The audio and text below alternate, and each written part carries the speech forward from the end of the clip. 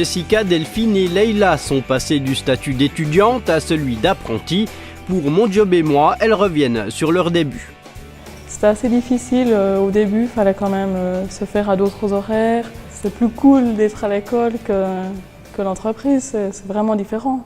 Il n'y a pas les pauses toutes les 45 minutes, il n'y a pas de sonnerie qui nous dit à 5h30 on y va. Là, s'il y a une urgence, il faut intervenir, il faut rester si besoin. C'est vrai que le soir, j'étais plus fatiguée qu'en études, mais quand on aime ce qu'on fait, je pense que c'est quand même mieux d'être fatigué que de voir le temps passer.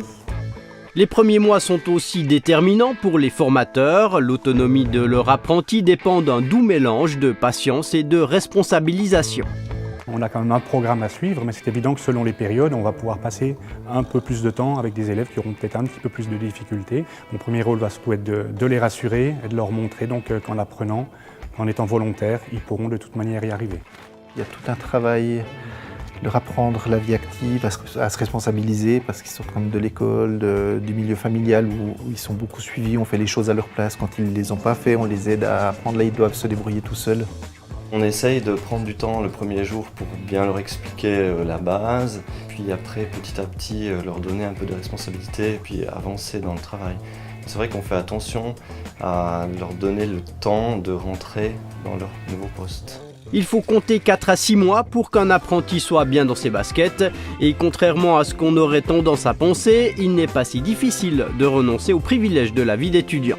On a un salaire, c'est vachement sympa d'avoir quelque chose quand même en tant qu'apprenti.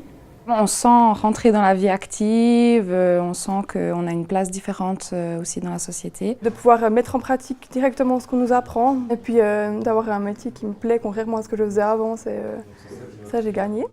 Et pour vivre des débuts le plus harmonieusement possible, il vaut mieux savoir exactement à quoi l'on s'engage. L'idéal, c'est d'arriver avec un avis qui soit fait, surtout au travers des stages.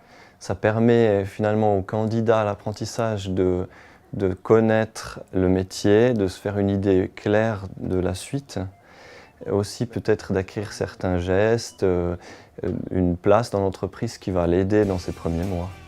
Enfin, dernier conseil. Il faut vraiment intégrer les exigences qu'on nous demande, puis y aller tranquillement, étape par étape.